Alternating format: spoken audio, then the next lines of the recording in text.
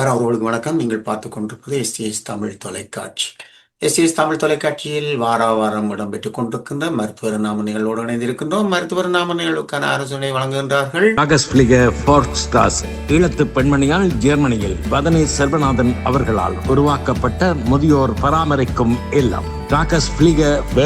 மருத்துவர் நாம நிகழ்வில் எங்களோடு வளமை போல இணைந்திருக்கின்றார் ஸ்ரீ கதிராமநாதன். டென்மார்க்கிலிருந்து இவர் உளவியல் நிபுணராக பணிபுரிந்து இப்பொழுது ஓய்வு பெற்ற நிலையில் எங்களுடைய மக்களுக்கான உளவியல் ரீதியான கருத்துக்களை பகிர்ந்து கொள்கின்றார். பல வருடங்களாக அவருக்கு நன்றிகளை கூறிக்கொண்டு இன்றைய நிலையில் நாங்கள் பார்ப்போம், உலகளாவிய ரீதியில் எங்கள் நாட்டிலும் மிக அழுத்தமான யுத்தங்கள் நடந்து அதில் மன அழுத்தங்கள் பற்றிய விடயங்களை பலதை நாங்கள் உரையாடி இருக்கின்றோம். அந்த வகையிலே இன்று உலகளாவிய ரீதியில் நடைபெறுகின்ற இந்த யுத்தங்கள் இந்த மக்கள், உதாரணத்துக்கு பெண்கள், ஆண்கள், குழந்தைகள், திருமணமானவர்கள், மகப்பேற்றோடு இருக்கின்றவர்கள் என்று சொல்லி பல விதமான மன உளைச்சல்களுக்கு உள்ளாக்கப்படுகின்றார்கள். அது மட்டுமில்லை, எங்கள் தாயகத்திலும் சரி, இன்று யுத்தங்கள் நடைபெறுகின்ற நாடுகளிலும் சரி, அவர்கள் தினமும் அங்கே ஓடி ஒழித்து மன பாதிப்புக்குள்ளாகின்ற ஒரு சூழ்நிலையும் இருக்கின்றது. இது பற்றி இன்றைய பார்வையாக நாங்கள் பார்த்துக்கொள்வோம். நிகழ்காலத்துல நடக்கிற தலையங்கத்தை நீங்க எடுத்திருக்கிறீங்க. எங்களை பொறுத்தவரையில இப்ப நாங்க தமிழீழத்தில இருந்து நாங்கள் அகதியாக புறப்பட்டாலும் யுத்தத்தை வச்சுதான் நாங்க வலிக்கிட்டு இங்க புலம்பெயர்ந்து இங்க வந்து இறங்கினாங்க. உளவியல் ஆய்வுகள்ல ஒரு பெரிய ஒரு உண்மையை நெடுங்காலமாக திரும்ப சொல்லி கொண்டிருக்கின்றார்கள். என்னன்னு சொன்னா, ஒரு யுத்த நாட்டில இருந்து வருகிற அகதி மக்கள், அதுவையா இருக்கலாம், அகதி மக்கள் வரைக்கும் உலகத்துல எந்த நாட்டுல சண்டை நடந்தாலும் அவர்களால் அமைதியாக இருக்க முடியாது. அதற்கு காரணம் என்னென்று சொன்னா, அவர்கள் ஊர்ல இருந்து கொண்டு வந்த யுத்த அனுபவங்கள் அவர்களுடைய ஞாபகத்துல இப்பவும் டேப் பண்ணப்பட்டு இருக்கு, இப்பவும் அது பதியப்பட்டிருக்கு. ஏன்னா இப்ப மூளையை பொறுத்தவரையில எங்களோட வாழ்க்கையில கிடைக்கிற அனுபவத்தை ஒரு தடவை பதிஞ்சுது என்று சொன்னா, அந்த மூளை நரம்புகள் அந்த நிகழ்வுகளை பதிஞ்சுது என்று சொன்னா, அது நாங்க இறக்கம் மட்டும் எங்களோட இருக்கும். அதை அழிச்சு இல்லாம பண்றதுக்கோ இல்ல ஆப்ரேட் பண்ணி அதை வெட்டி எடுக்கிறதுக்கோ இன்னும் ஒரு வாய்ப்புகள், வசதிகள் இன்னும் கிடைக்கவில்லை. ஆனபடியினால உளவியல் சம்பந்தமாக உளநோய் சம்பந்தமான அல்லது இந்த போர்க்காலங்கள்ல இப்ப எங்களுக்கும் அந்த போருக்கும் தொடர்பு இல்லை. இப்ப உதாரணமாக மத்திய ஆசியாவில நடக்கிற போருக்கும் எங்களுக்கும் நேரடியான தொடர்போ அதுக்குரிய எதுவித இணைப்பும் இல்லை. ஆனா அங்க போறன்னு சொல்லி கேள்விப்பட்டு இங்க உள்ள தொலைக்காட்சியிலேயோ அல்லது எங்கட சமூக தளங்களிலேயோ அந்த போரை பற்றிய காட்சிகள் அல்லது அதை பற்றிய கதைகள், அதை பற்றிய இழப்புகள், இதுகள் எல்லாம் பேசும்போது பல பேருடைய மனதுல பழைய காலத்துல தாங்கள் என்னத்தை அனுபவித்து வந்துச்சுனையோ அது நிகழ்வாக வரும், அது ஞாபகத்துக்கு வரும் இல்லையோ. ஊர்ல சொல்லுவார்கள் என்னன்னு சொன்னா, பானையில உள்ளது அகப்பையில வரும் என்று சொல்லி இல்லையா. அப்ப அது மாதிரிதான் எங்கட பானைகள்ல கணக்கே இருக்கு. அந்த யுத்த அனுபவம் நாங்க நேரடியாக எங்கட உடம்பால, மனதால, நரம்பால பார்த்து அங்க பதிவு செய்யப்பட்ட அனுபவங்கள் எங்கிட்ட கணக்கே இருக்கு எங்கட ஞாபகத்துல இல்லையா. அப்ப அது இன்றைக்கு 50 வருஷமோ 60 வருஷமோ எத்தனை வருஷம் போயிருந்தாலும், எவ்வளவு காலம் போயிருந்தாலும், ஆனா ஏதோ ஒரு நாட்டில இப்படி ஒரு யுத்த அலங்கோலம் நடக்குது, ஒரு யுத்த விஷயங்கள் நடக்குது என்றதை கேட்கவோ பார்க்கவோ அதை அவதானிக்கவோ வரும்போது ஒரு மனிதனுடைய கடந்த கால அனுபவங்களும் உஷாராகுது. அவைகளும் ஆக்டிவாக வருது. இப்ப உதாரணமாக இப்ப இதுல நாங்கள் இப்ப என்னுடைய வைத்திய இதுகளை நாங்கள் அவதானித்தது என்னன்னு சொன்னா, இப்ப சாதாரண நேரத்துல இந்த யுத்த நாட்டு மக்கள் இங்க வைத்தியங்கள் செய்து அமைதியாக தாங்களும் தங்களோட குடும்பமும் நாளாந்த வாழ்க்கையும் இருக்கிறார்கள். ஆனா ஏதாவது ஒரு நாடுகள்ல ஒரு சின்ன சண்டையோ சின்ன சலசலப்போ குழப்பங்களோ வரும்போது அவர்கள் திரும்பவும் எங்களோட வைத்தியத்துக்கு அணுகி வர்றார்கள்.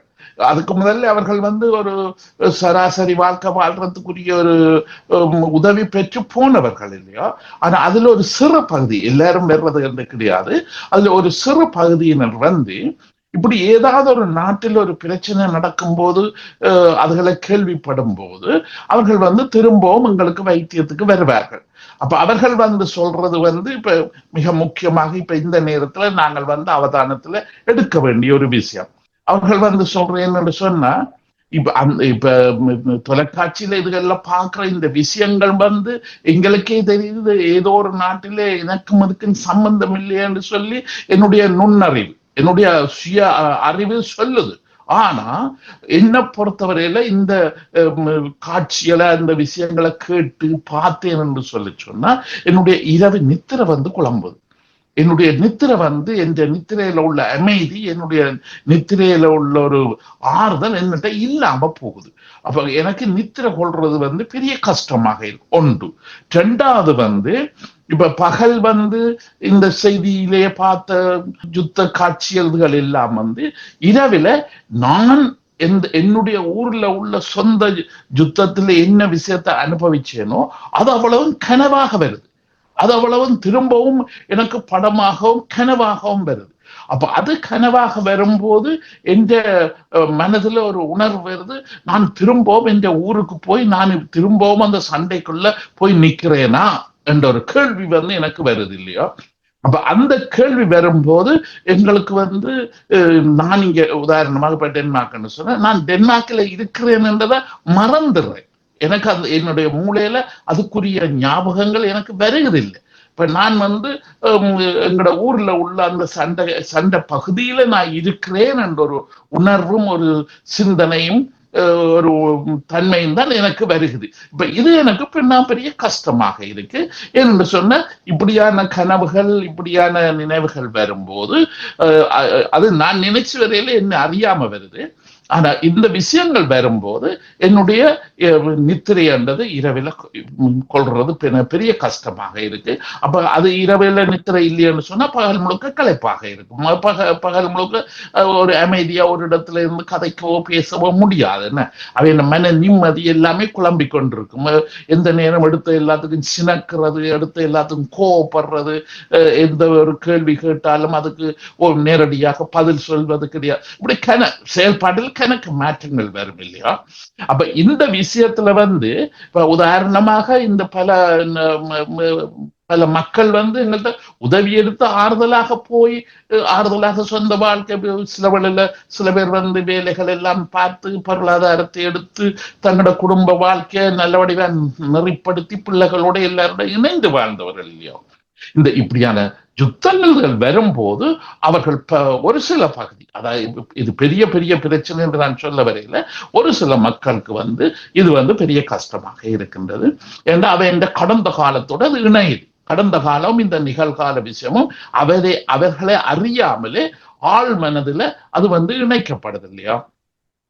இப்படியான விஷயங்கள் இப்ப உதாரணமாக இன்றைக்கு நம்ம மத்திய கிழக்கிலே நடக்கின்ற இந்த விஷயங்கள் இவைகள் எங்கட மக்களுக்கு இங்க வரும்போது அவர்கள் கூடுதலாக இப்ப நாங்க கூறக்கூடிய ஒரு ஆலோசனை, இப்ப இதுல இந்த பேச்சு இல்ல இந்த விழிப்புணர்வு இதுல கதைக்கு நாங்க சொல்லக்கூடிய ஆலோசனை என்னன்னு சொன்னா, இப்படியான முறையில இந்த யுத்த விஷயங்களை கண்டு உங்களோட இதய துடிப்பு குழம்பி, உங்களோட சுவாசங்கள் குழம்பி, உங்களோட உடம்புகள் இறுகி, உங்களுக்கு நித்திர கொள்ள இயலாம அமைதியா இருக்க இயலாம நிதானமா மற்றவையோட கதைக்க பேச இயலாம, அதாவது வெளியில போக இன்ட்ரெஸ்ட் இல்லாம வீட்டுக்குள்ள இருக்க வேணும், வீட்டுக்குள்ள ஒதுங்கி இருக்கணும், மற்றவர்களோட கதைக்கிறது தவிர்க்கிறது நல்ல இப்படியான சிம்டம் அறிகுறிகள் என்ன இந்த விதமான அறிகுறிகள் உங்களுக்கு கிடைச்சிடுதுன்னு சொல்லி உங்களால் அதை தாங்க முடியுமா என்றதை முதல்ல யோசிச்சு பாருங்க. உங்களால தாங்க முடியாம அது எனக்கு என்னுடைய பொறுமையை எல்லையை தவிர்த்து அங்கால போகுது என்று சொல்லி சொன்னா உங்களுடைய சொந்த குடும்ப வைத்தியர்கள் அவர்கள்ட்ட பேசி கதைச்சு இதன் உதவிகளை எடுக்க பாருங்க.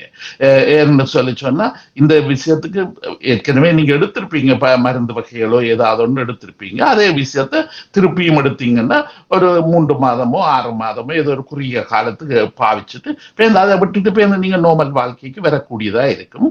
ஆனா இப்ப நாங்க சொல்ற இதுல கூட இப்ப இந்த தற்காலத்துல இந்த நிகழ்காலத்துல உங்களை வந்து நிதானமா தைரியமா வச்சுக்கிறதுல கொஞ்சம் கவனம் எடுங்க. மற்றும்படி இப்ப பல பேருடைய அபிப்பிராயம் வந்து என்னன்னு சொன்னா, அது 50 வருஷம் போட்டது, 40 வருஷம் போட்டது, நாங்கள் வந்து இப்ப வேற ஒரு வாழ்க்கைக்கு வந்து வேற ஒரு விதத்துல நாங்க நல்லாக இருக்கிறோம், இது எங்களை ஒன்றும் செய்யாது என்ற ஒரு கற்பனையில இருக்கிறோம் இல்லையோ. அந்த கற்பனையை வந்து உதாரணமாக பல பேரை பொறுத்தவரையில வந்து அந்த விஷயங்களை வந்து நேரடியாக தெளிவாக சிந்திக்க தெரியாம அவர்கள் வந்து ஏதோ ஒரு விதத்துல எனக்கு ஏதோ இதயம் வந்து துடிக்கிறது கொஞ்சம் கஷ்டமா இருக்கு, இதய பக்கத்துல நோக பாக்குது, அல்லது டொய்லெட் போறது எனக்கு வந்து பிரச்சனையா இருக்கு, இந்த அறிகுறிகளை மாத்திரம்தான் அவர்கள் பேசுகிறார்கள் கதைக்கிறார்கள் இல்லையோ. ஆனா இந்த அறிகுறிகள் வர்றதுக்கு அடிப்படை, அதாவது இந்த குறிப்பிட்ட இந்த காலகட்டத்துல இந்த அறிகுறிகள் வர்றதுக்கு பல காரணங்கள் இருந்தாலும் அதுல முக்கிய காரணமாக இருக்கிறது வந்து இந்த பழைய யுத்த அனுபவங்கள் இந்த நேரத்துல சுறுசுறுப்பாகுது. அது எங்களை அறியாமலே, நாங்கள் விரும்பாமலே, நாங்கள் கேட்காமலே அது தானாக சுறுசுறுப்பாக வந்து கொண்டிருக்கிறத நாங்க வந்து பல பேரை பார்க்கின்றோம், அல்லது எங்களோட வைத்திய முறையில அது நிறைய பார்க்கிறோம் இல்லையா. ஆனா இதையில வந்து வெறும்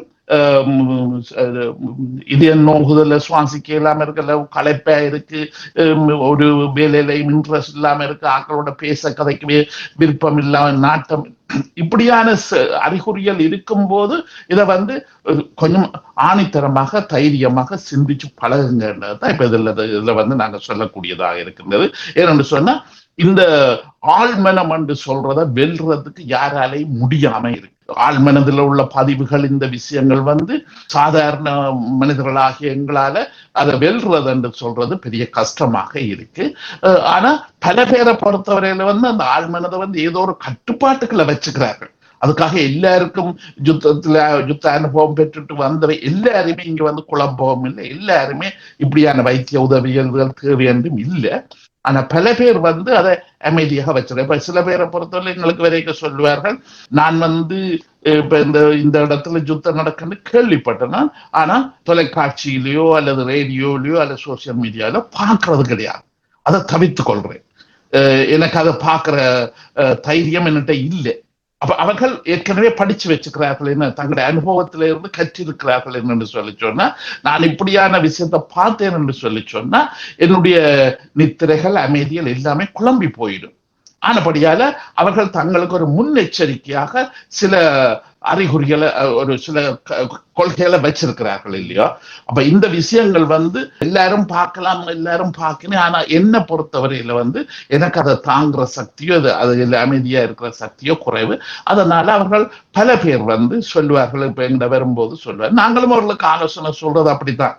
இப்ப உதாரணமாக நீங்க வெளியில இருந்து ஏதாவது ஒரு செய்தியை நீங்க பார்த்தீங்கன்னா அதோட சம்பந்தமான மூல நரம்புகள், அதோட சம்பந்தமான ஞாபகங்கள் வந்து சுறுசுறுப்பாகும். அது உயிரியல் செயல்பாடு, ஒரு பயாலஜிக்கல் செயல்பாடு இல்லையோ. அது ஒவ்வொருத்தருக்கு நடக்கும், மற்ற ஆளுக்கு நடக்கிறது இல்லை, எல்லாருக்கும் நடக்கிற ஒரு சம்பவம் தான்.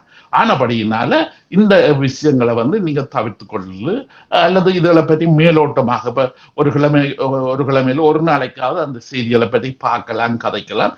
மிச்ச நாட்கள்ல வந்து அதை தவிர்த்து கொள்றது நல்லா. ஏன்னா அந்த மூளைக்கு போற அந்த தரவுகளை குறைச்சு பார்க்கணும் இல்லையா, அந்த மூளைக்கு போற தரவுகள் அளவுகளை கட்டுப்படுத்தி பார்க்கணும். இப்ப சில பேரை பொறுத்தவரையில வந்து அவர்கள் வந்து இந்த நாடுகளில் உள்ள செய்திகள்ல கூட அந்த யுத்த நாட்டு செய்திகள் வரப்பாங்க.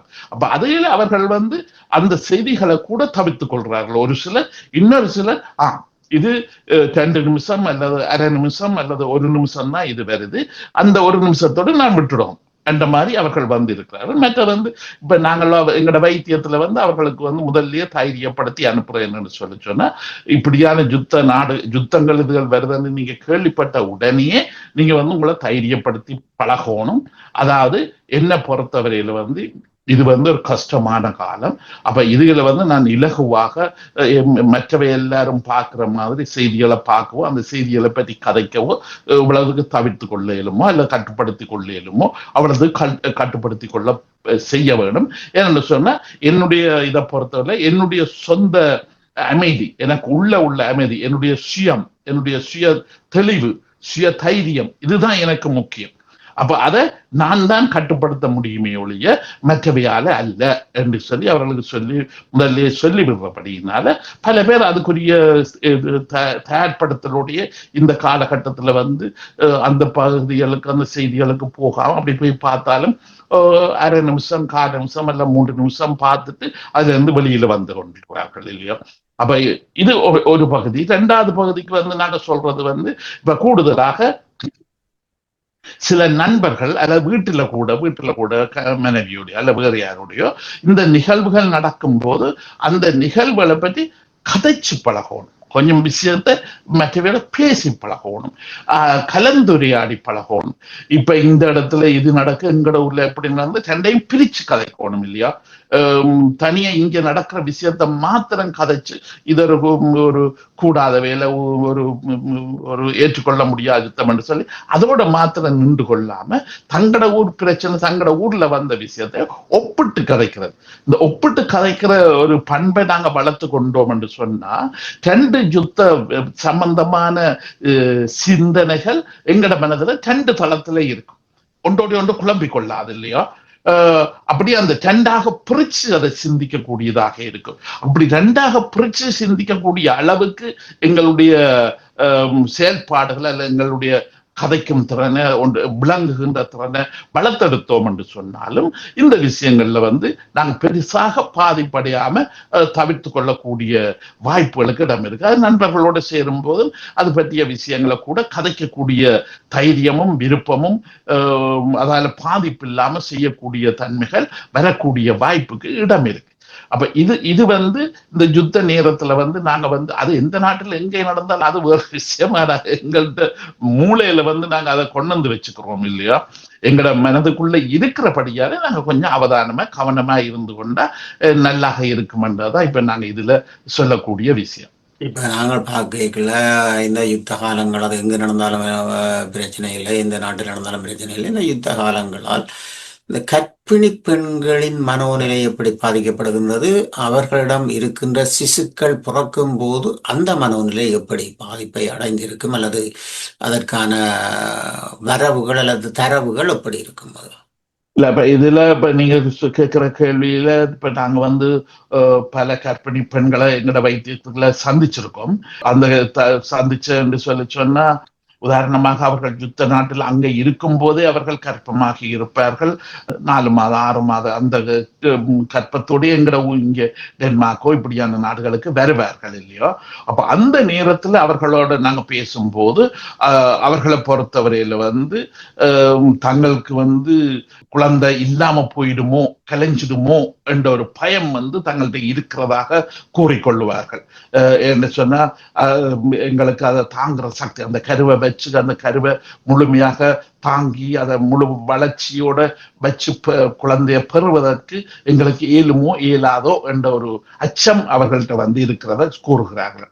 இன்னும் ஒரு பகுதியினர் இப்ப நாங்க பேசும்போது உதாரணமாக அதுக்கு நல்ல உதாரணம் இந்த ஈராக் நாட்டில இருந்து வந்த பெண்கள். அந்த ஈராக் நாட்டுல சதாம் ஹுசைனை இல்லாம பண்றதுக்காக அமெரிக்கா கொண்டு போய் பெரிய யுத்த நடவடிக்கைகள் எடுத்தது. 2003ஆம் ஆண்டு பெரிய யுத்த நடவடிக்கை எடுத்தது. அந்த யுத்த நடவடிக்கையில சில பஸ்ரான்னு சொல்றது ஈராக்கின் தெற்கு பகுதி, துறைமுகம் உள்ள ஒரு பகுதி. அந்த பகுதியில அவர்கள் பாவிச்ச சில ஆயுதங்கள், அந்த குண்டுகள் அல்ல ஆயுதங்கள்ல அணுசக்தியுள்ள குண்டுகளையும் அங்க மெல்லிய அளவு, அது பெரிய அளவு அந்த இடத்தை பாதிக்கிறதோ அந்த இடத்தை இல்லாம பண்ற அணு கதிர்கள் அங்க பெரிய பிரச்சனை அந்த அளவிலே அல்ல, ஏதோ எக்ஸ்பெரிமெண்ட் செய்து அது மாதிரியான ஒரு குண்டுகளையும் அந்த இடத்துல பாவிச்சிருக்கிறாங்க. அது அங்க இருந்த இந்த பெண்களுக்கு நிறைய பாதிப்பு ஏற்படுத்திருக்கு. அதுல கூடுதலாக அவர்களுடைய வயிற்றில இருந்த கருவை அது பாதிச்சிருக்கு. அந்த கருவின் உற்பத்தி விஷயத்தை இந்த அணு கதிர்கள் கூடுதலாக பாதிச்சிருக்கு. அப்ப அவர்கள் இப்ப இங்கே அந்த குழந்தைகளை பெற்ற போது, அது இங்கே டென்மார்க்ல மாத்திரமில்ல, அந்த ஈராக்கில இருந்து வந்த பெண்கள் பல நாடுகள், ஐரோப்பிய நாடுகள் பல நாடுகள்ல அந்த குழந்தைய பெற்ற போது அந்த குழந்தைகளுக்கு ஒன்றில் தோல் வருத்தமாக இருக்கும், அல்லது அவயவங்கள் முழுமையாக வளர்ச்சி அடையாம ஒரு ஹேண்டிகேப், ஒரு அவயவ குறைவுள்ள பிள்ளைகளாக அந்த பிள்ளைகள் பிறக்கிறத இங்க அவதானிச்சு இங்க உள்ள வைத்தியசாலைகள், ஐரோப்பாவில் உள்ள வைத்தியசாலைகள் வந்து அதை தனியாக பதிவு செய்து வச்சது. அப்படி தனியாக பதிவு செய்து வைக்கும் போது ஐக்கிய நாடுகள் சபையில உள்ள உலக சுகாதார நிறுவனம் ஒன்று இருக்குதான். அந்த உலக சுகாதார நிறுவனம் வந்து அந்த நேரத்துல வந்து ஒரு பெரிய ஒரு அறிக்கை உண்டு, தாங்களும் இந்த விஷயத்தை பற்றி ஆராய்வு செய்து போட்டு அவர்கள் வந்து ஒரு அறிக்கை ஒன்றை வெளியில விட்டவர்கள் இல்லையோ. அப்ப அந்த அறிக்கை வந்து கூறுகிறேன்னு சொன்னா, அந்த குறிப்பிட்ட பகுதியில குறிப்பிட்ட அந்த குண்டு தாக்குதல் நடந்த அந்த பகுதியில உள்ள பெண்களுடைய சிசுக்கள் வந்து கணக்க அரைகுறையாக பிறந்திருக்கு. அதாவது 4வது 5வது மாதத்துல அபோஷன் இல்லையோ, குழந்தை அரைகுறையான வளர்ச்சியோடய பிரசவிச்சிருக்கு இல்லையோ. மற்ற பல பிள்ளைகளுக்கு வந்து ஹேண்டிகேப்பான இந்த உறுப்புகள் தாக்கத்தோட பிறந்திருக்கு. மற்றும்படி அந்த பிள்ளைகள் பல பேரை பொறுத்தவரையில் வந்து இயற்கையான உருவத்தோட இருந்தாலும் அந்த பிள்ளைகளுடைய மூளையினுடைய வளர்ச்சி வந்து வலுவல குறைவாக இருந்திருக்கு. அப்ப அந்த குறைவுகள் இதுகள் எல்லாவற்றுக்கும் அவர்கள் வந்து 100% அந்த தங்களுடைய அவதானத்துல முடிவு சொல்லாவிட்டாலும் அவர்களுடைய பெரிய ஐதீகம், பெரிய நம்பிக்கையான ஒரு சிந்தனையாக இருந்தது அந்த யுத்தத்திலே அந்த ஏரியாவில் பாதிக்கப்பட்ட அந்த குண்டு என்ற கதிர்வீச்சு இந்த பெண்களுக்கு போய் அந்த கதிர்வீச்சால பாதிக்கப்பட்டுதான் இந்த சிசுக்கள் இதுகள் எல்லாம் வந்து குழப்பமான முறையில அல்லது ஹேண்டிகேப்பான முறையில அவர்கள் பிறந்திருக்குன்னு சொல்லி அவர்கள் வந்து அப்ப இதுல வந்து தனியா இந்த கதிர்வீச்சு மாத்திரமண்டா இல்ல.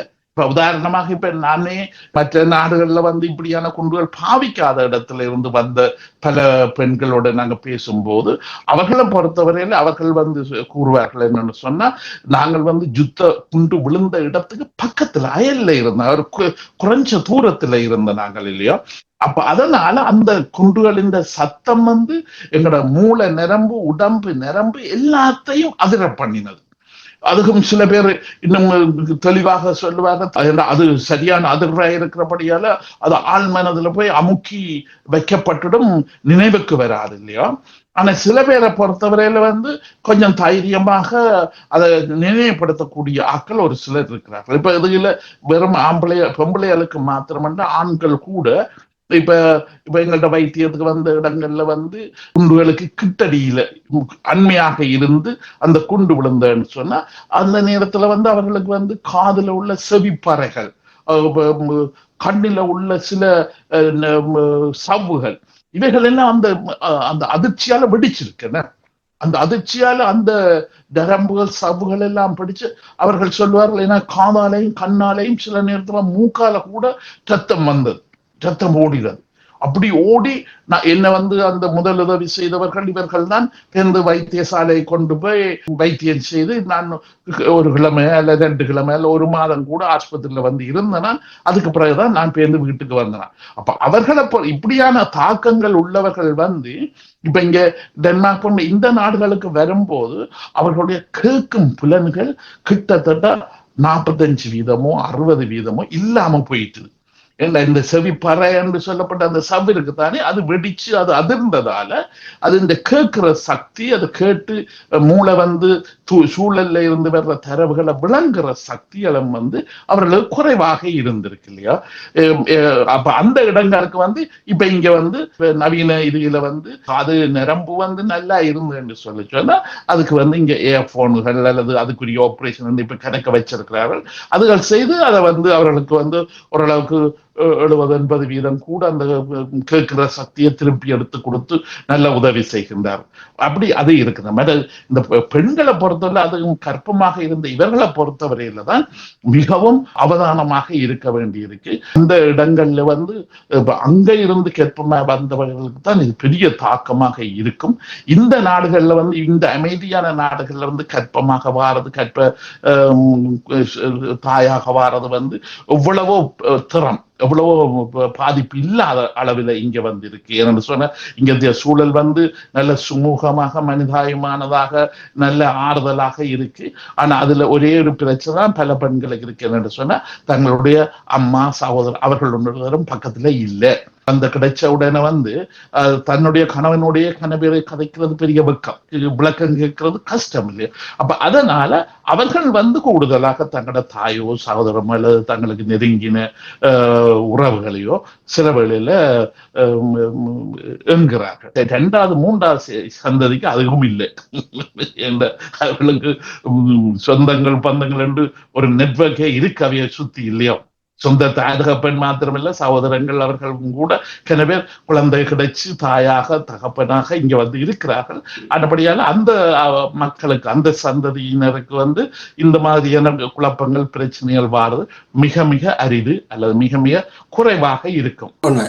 ஆனாலும் இந்த பக்கங்களை நாங்கள் பார்க்கின்ற பொழுது மீண்டும் நாங்கள் இந்த போர்க்காலங்களை சிந்திக்கின்ற பொழுது எங்களுடைய முந்தைய 2009க்கு முந்தின எங்களுடைய சமுதாயத்தின் அந்த வலிகளும் உண்மையிலேயே உயிர்களை இழந்த ஒரு சோகத்திலும், அது மட்டும் இல்லாமலுக்கு ஆங்காங்கே ஒவ்வொரு இடம் மாறி இடம் சென்ற பயணங்களும் யுத்த காலத்திலே நடைபெற்றது. இது கூட ஒரு உண்மையிலே மிகப்பெரிய தாக்கத்தை ஏற்படுத்துகின்ற மனோநிலை ரீதியாக தாக்கத்தை ஏற்படுத்துகின்ற விடயமாக பார்க்கக்கூடியதாக இருக்கின்றது. அது மட்டுமல்லாமல் குருதி அழுத்தம் மேலோங்கக்கூடிய ஒரு சாத்தியக்கூறும் இருக்கின்றது. இளையோராக இருக்கலாம், சாதாரண நிலையில் இருப்பவர்களாக இருக்கலாம், வருத்தக்காரர்களாக இருக்கலாம். இந்த முதியோர்கள் உண்மையிலே முதியோர்கள் எப்படி அவர்களை கூட்டிக் கொண்டு அவருடைய பிள்ளைகள் சென்றார்கள் என்ற அந்த வரலாறுகளை நாங்கள் திரும்பி பார்க்கும் பொழுது உண்மையிலே எல்லாமே ஒரு உளவியல் ரீதியான பாதிப்புக்குரியதாகவே இருக்கின்றது. இல்ல இப்ப உதாரணமா இப்ப நீங்க சொல்றது, இப்ப நாங்க பேசும்போது இதுல பல விஷயத்துக்கு உளவியல் ரீதியான பாதிப்புன்னு சொல்லி உளவியல நல்ல நிதானமா சரியா விளங்கி பேசுகிறோம், கதைக்கிறோம் இல்லையோ. ஆனா மக்கள் மட்டத்துல சமூக மட்டத்துல உளவியல் என்றது அங்கே செல்லா காசுக்கும் இல்லை. அதை பற்றி அவர்கள் கதைப்பதும் இல்லை, அது ஒரு காரணமாக எடுப்பதும் இல்லை. ஒன்றில் ஏதோ ஒரு சாமி கோளாறு அல்லது வேறு ஏதேனும் கோளாறு, ஏதோ கிரக தோஷம், கிரக குழப்பம், இப்படித்தான் நாங்க சிந்திச்சு வாழ்ந்து பழக்கம் இல்லையோ. அப்ப அதனால இப்படியான விஷயங்கள் இங்க வரும்போது அந்த பக்கத்துலதான் அவர்கள் போய் தங்களோட காரணத்தை தேடுகிறார்கள் அல்ல தீர்வுகளை தேடுகிறார்கள். இப்ப இந்த மாதிரியான பிரச்சனை இருக்கும்போது கூடுதலாக இந்த விஷயங்கள் வளமையான பண்டைய முறையில சிந்திக்கிறது அல்லன்னு சொன்னா அவர்கள் கோயில்கள், கோயிலோட சம்பந்தப்பட்ட இடங்கள் அல்லது சாத்திரங்கள் அல்லது இந்த சாத்திரம் பார்க்கிறவர் இந்த இடத்துலதான் அவர்கள் போய் நிற்பார்கள். ஆனா அதுல உள்ள பிரச்சனை என்னன்னு சொன்னா அது குறுகிய உதவி செய்கிறது, அதை நாங்க மறக்க இயலாது இல்லையோ. கோயில்ல போய் பிரார்த்திக்கிறதோ கும்பிடுறதோ ஆறுதல் வேண்டி கடவுளை, அதுவும் ஒரு உதவியை அவர்களுக்கு செய்கின்றது. ஆனா அது ஒரு நீண்ட தூர தீர்வாக அது அமைவது கிடையாது, ஒரு குறுகிய கால தீர்வாக அது இருக்கு. அதை நாங்க இல்லை என்று சொல்லி அதை மறக்க இயலாது. அது இந்த உதவி அதுல இருக்குது. ஆனா இப்ப இந்த மாதிரியான விடயங்கள் ஒரு நீண்ட காலத்துக்கு உதவியாக இருக்க வேணும். அதுல இருந்து நாங்கள் ஒரு கட்டுப்பாட்டை பெற வேணும், எங்களோட வாழ்க்கையை நிம்மதியா வாழணும் என்று சொன்னா அது ஒரு வைத்தியங்களை நாடி போறதுதான் அதுக்கு நல்ல தீர்வாக இருக்கும். ஆனா இதுல நீங்க குறிப்பிட்ட இந்த வயது போனவர்களை பொறுத்தவரையில எங்கள்கிட்ட இன்னும் ஒரு கோட்பாடு இருக்கு. அது வயது வந்துட்டா இப்படித்தான், வயது வந்துட்டா இதுகள் எல்லாம் இருக்கும். அப்பப்பா அப்பம்மா இவைக்கெல்லாம் இருந்தது இந்த வயது வந்தா, அதுபடியெல்லாம் அது இருக்கும் என்று சொல்லி. ஆனா இப்ப இந்த இடத்துல ஒரு சில விஷயத்துல கொஞ்சம் விஞ்ஞான ரீதியாக சிந்திச்சு பார்க்கறது கூட உதவியாக இருக்கும் என்று எதிர்பார்க்கிறோம். இங்கத்திய மக்களுக்கு இப்ப பெண்களை பொறுத்தவரையில 82 84 வயது என்று சொல்லியும், ஆண்களை பொறுத்தவரையில 79 81 வயது திடகாத்திரமே இருக்கலாம். குறைபாடுகள், அறிகுறிகள், குழப்பங்கள் இல்லாம திடகாத்திரமா இருக்கக்கூடிய வாய்ப்பு இருக்குன்னு சொல்கிறார்கள். ஆனா இப்ப தற்போதைய நிலையில அதையும் கூட இன்னும் கூடுதலாக தைரியமாக சொந்த காலில் நின்று மற்றவைன்ற உதவி இல்லாம வாழக்கூடிய அளவுக்கு வாழ்றதுக்கு இங்க மருந்து இல்லாம பயிற்சி செய்யறது, எக்ஸசைஸ் செய்யறது, சேர்ந்து இருக்கிறது, சேர்ந்து கதைக்கிறது, சேர்ந்து சாப்பிடுறது, இப்படியான பல விஷயங்களை இங்கத்திய அரசுகள் தங்களோட நிதியிலேயே செய்து கொடுத்து அவர்களை கிட்டத்தட்ட 92 94 அந்த வயது வரையும் அவர்களை ஒரு உஷாரான ஆட்களாக வைக்கின்ற விஷயம் விஷயத்தை இன்றைக்கு செய்து கொண்டிருக்கிறார்கள். வயது போன இல்லங்கள்ல போய் இருக்கிறது அல்ல, அது ஆக இயலாத இடத்துல அந்த நேரங்கள்ல போகலாம் இல்லையோ. ஆனா இவர்கள் தைரியமாக இருக்கும்போது அவர்கள் இணைஞ்சு செயல்படுறதுக்கு ஒரு ஆள் உதவியாக கதைக்க பேச போக வர சில ஏற்பாடுகளை இங்கத்திய அரசுகள் செய்து வச்சிருக்கு. அதுல இவர்களை இணைச்சு விட்டா நல்லாக இருக்கும் என்று நான் எதிர்பார்க்கிறேன். நல்ல நல்ல உண்மையிலேயே பல விடயங்களை நாங்கள் தொட்டு சென்றாலும் உளவியல் ரீதியாக நீங்கள் இப்பொழுது உளவியல் ரீதியாக டென்மார்க்கில் பணியாற்றிய நீங்கள் ஓய்வு பெற்ற நிலையில் எங்களுடைய சமுதாயத்துக்கு ஒரு நல்ல விடயங்களை கொண்டு வர வேண்டும் என்ற அடிப்படையில் மருத்துவர் நாம் நிகழ்வில் இணைந்திருந்தமைக்கு உங்களுக்கும் நன்றிகளை கூறிக் கொடுக்கிறோம். நன்றி ஐயா. நன்றி உங்களுக்கு, நேயர்கள் எல்லோருக்கும் நன்றி. இதுவரை நீங்கள் பார்த்தது மருத்துவரும் நாமும். இதுக்கான அரசனை வழங்கியவர்கள் ஈழத்து பெண்மணியால் ஜெர்மனியில் வதனி செல்வநாதன் அவர்களால் உருவாக்கப்பட்ட முதியோர் பராமரிக்கும் இல்லம். மருத்துவரும் நாம் நிகழ்வுக்கான அரசனை வழங்கியவர்களோடு இன்று எங்களோடு கலந்து சிறப்பித்த ஐயா ஸ்ரீ கதிராமநாதன் அவர்களுக்கும் தொழில்நுட்ப எங்களுக்கு டென்மார்க்கில் பணிபுரிந்த ஐயா சர்க்குணம் ஐயா அவர்களுக்கும் சுமங்கலியா கதிராமநாதன் அவர்களுக்கும் நன்றிகளை கூறிக்கொண்டு அடுத்த மருத்துவர் நாம நிகழ்வோடு இணைந்து கொள்வோம். நன்றி, வணக்கம். ஈழத்து பெண்மணியால் ஜெர்மனியில் வதனி செல்வநாதன் அவர்களால் உருவாக்கப்பட்ட முதியோர் பராமரிக்கும் இல்லம். 1000க்கு மேற்பட்டவர்கள் பராமரிக்கப்பட்டு வருகின்றனர். இல்லத்தில் தங்கி வாழ்வோர் வீடு சென்று அழைத்து வந்து நாளாந்த பராமரிப்பு, மருத்துவ உதவி, உடல் பயிற்சி, சிறந்த உணவு வளங்கள், விளையாட்டு, பொழுதுபோக்கு அம்சங்கள், சுற்றுலா அழைத்து செல்லல், இன்னும் பல உதவி சேவையுடன் மிளிர்ந்து நிற்கும் முதியோர் பராமரிக்கும் இல்லம். இங்கு வந்தவர்கள் தங்கள் இல்லங்களில் வாழ்வது போல் வாழ்வது இவர்கள் முக மலர்வில் தெரிகின்றது. தொடர்புகளுக்கு K. Vathani Selvanathan, Lindenstrasse 16A 68 623 ஹாஃப் ஹை. தொலை தொடர்புகளுக்கு 0049 6241 3099 கை தொலைபேசி 0049 162 205 1624. முதியோர் பராமரிப்புக்கு இது ஒரு ஈழத்தமிழ் பெண்ணின் சாதனை. முதியோர் பராமரிக்கும் இல்லம்.